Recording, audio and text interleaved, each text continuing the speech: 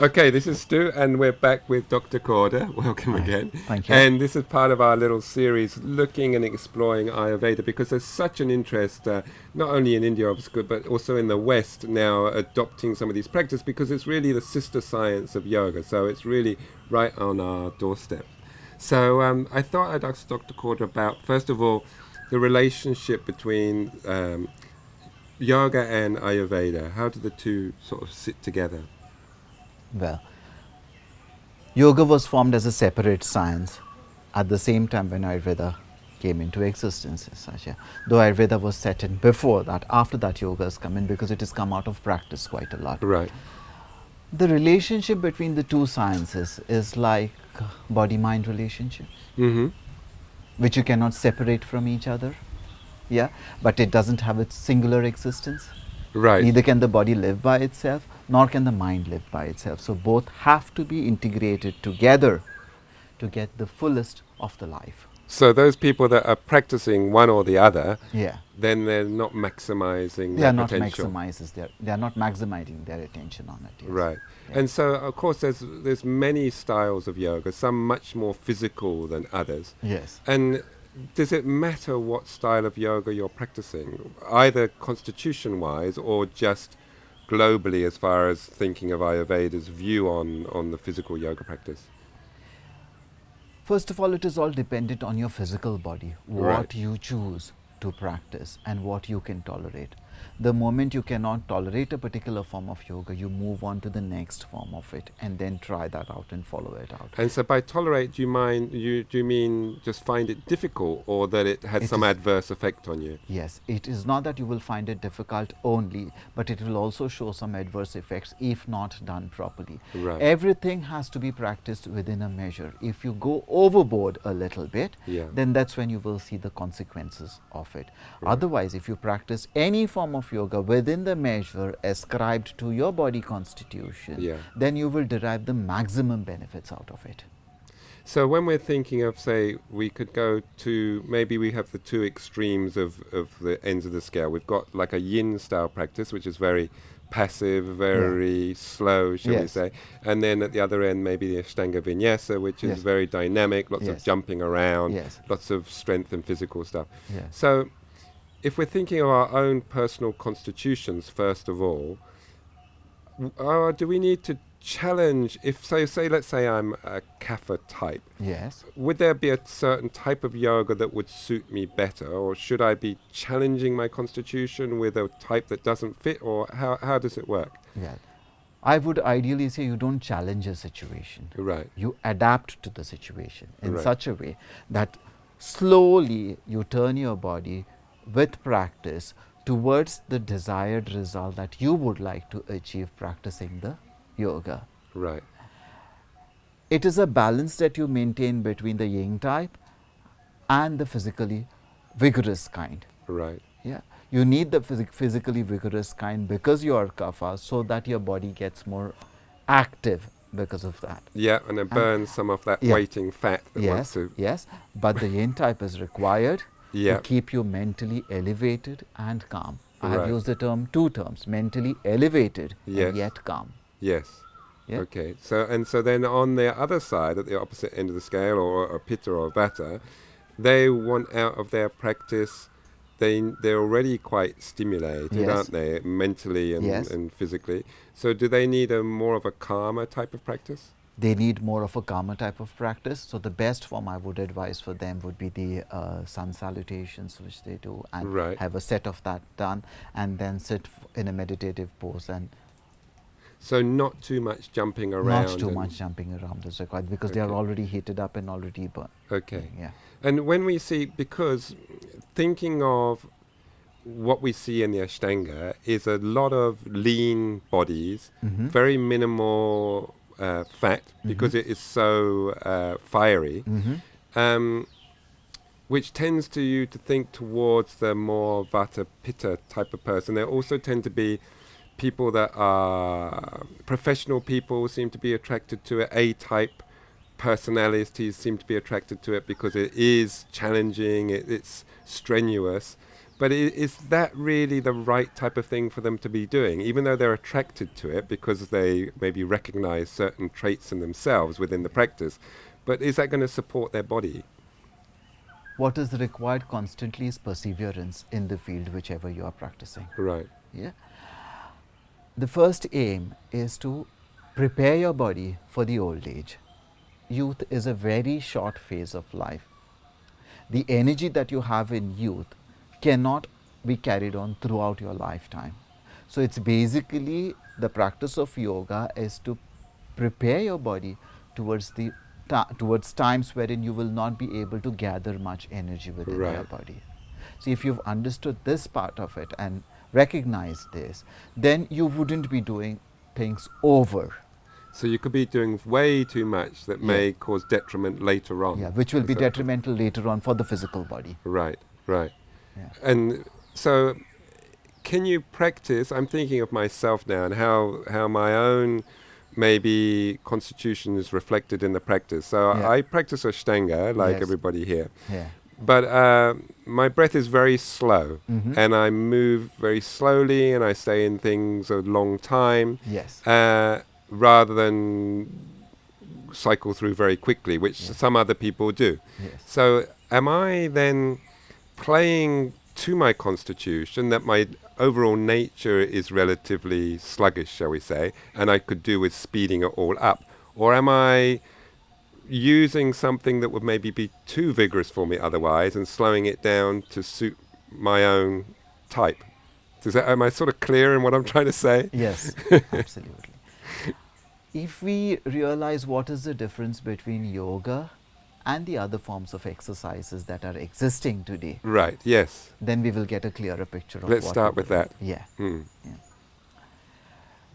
Yoga is a way wherein very slowly you squeeze out all the blood from a particular tissue, whether it is an abdominal tissue or the muscles or and then allow blood to flow back into it, so that thereby you move and cleanse your own channels. Mm-hmm. Whereas in the other forms of exercise, it is only strength building exercises which last till you do the exercises. The moment you stop doing those exercises, your body starts losing on its strength. If these differences have been recognized, then you will know that the slower you practice it, the more time you will take to drain the blood out from the system, and the more complete the exercise will be. So, So it'd you be don't better need to to go hasten slow. the process Mm. and make it very rapid and fast. Right.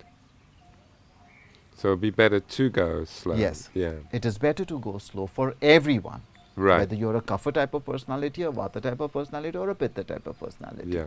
It is go with the flow of your energy, go with your breath, and achieve the maximum in the form of drainage and in the form of invigoration again. Hmm. And as far as time of day to Mhm. practice, is generally speaking, Ashtanga is practiced early in the Early in morning. the morning, Yeah. yes. Does that fit in with the clock of Ayurveda, if there's such a Yes. thing? Yes, it does fit into the clock of Ayurveda. If you know that dinacharya, or how you put your daily regimen in, as said by Ayurveda, Yeah. then the first thing that you do after you wake up is cleanse your body, clean all the orifices, and after that, on an empty stomach, you're supposed to do the exercises, Right. so that you activate your internal organs and stimulate them to tune them up to receive something inside, whether it is air, food, water, or emotions. Yeah. So you're building up your body for the day, so that you are preparing yourself to face the situation that you'll come across throughout the day. Right. And you finish with it at night, and then you rest the body enough. You rest the body enough, and next day you clean up the body totally.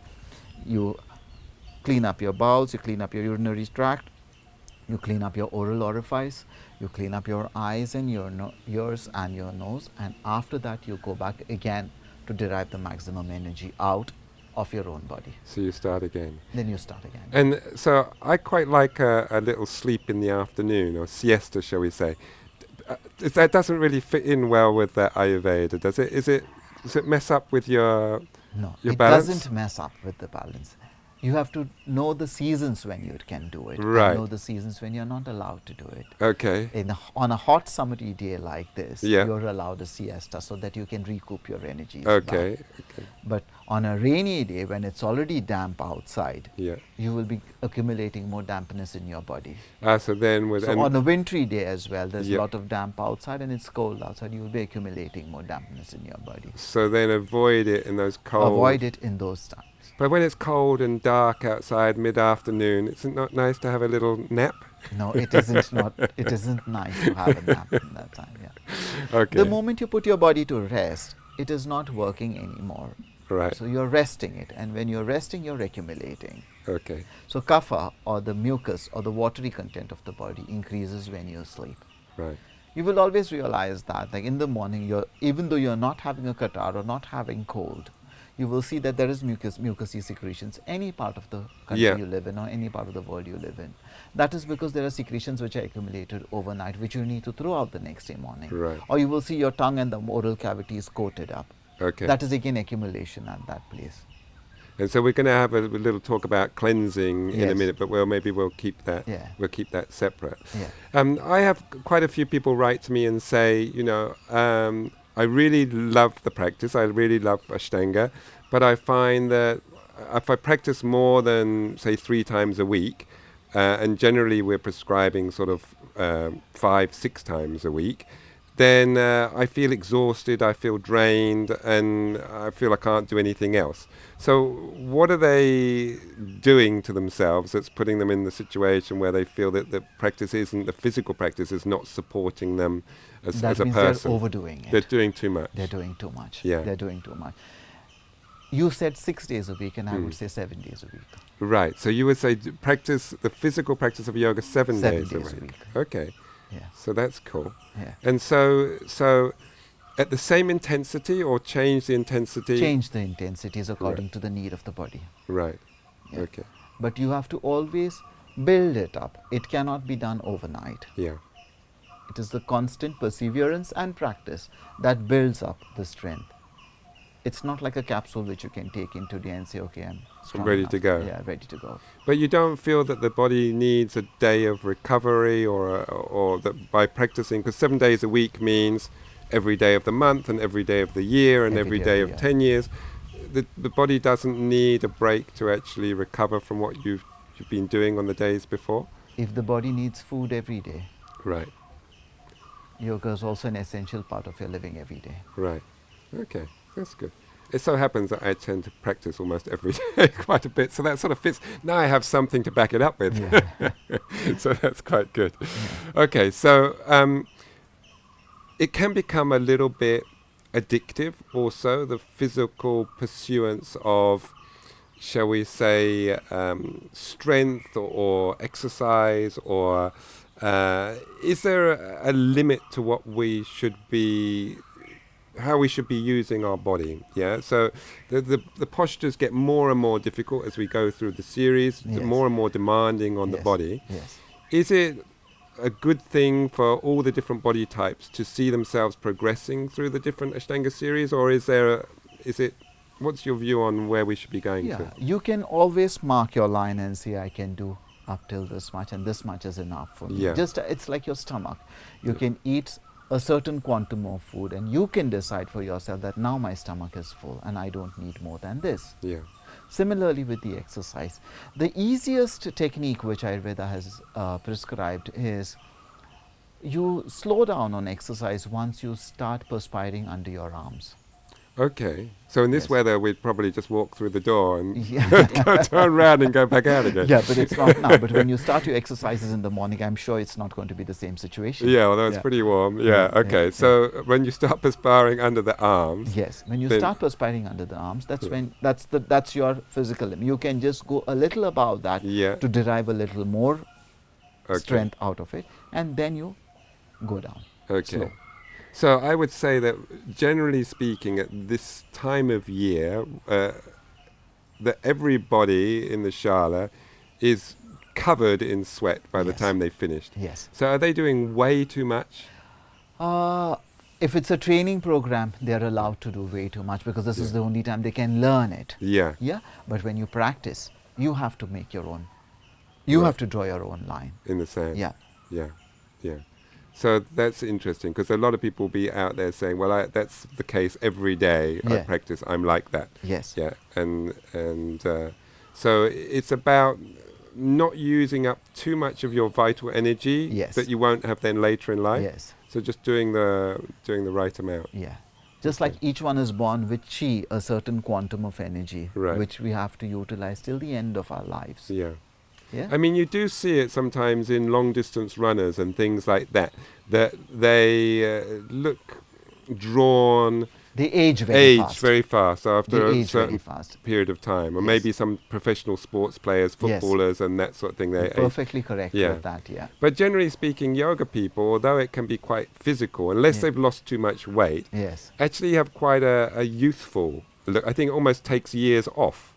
So why do you think that is? They glow. Yeah, exactly. Yeah, they glow because they not only gain, they not only cleanse their bodies with the postures, they also gain strength and they accumulate what is called as chaitanya, which is the brightness, which is why you feel them glowing. Yeah. So it's just a matter of getting the right level for you. Feel it supporting you and not dragging you down. Not dragging you down. Yeah. Because everything comes in a measure. You cannot overdo anything. Whether it is food, whether it is exercise, or whether it is play or anything. Everything comes in a measure. Yeah, I think those are sort of the words that your mums often use, you know, moderation in everything, you know. I think I remember my mum saying that to me like millions of times when I was off to play tennis all afternoon and the next morning or whatever. Yeah, okay, so moderation. Brilliant. Thank you so much, and we're going to continue our chat a little bit later. Thanks, guys.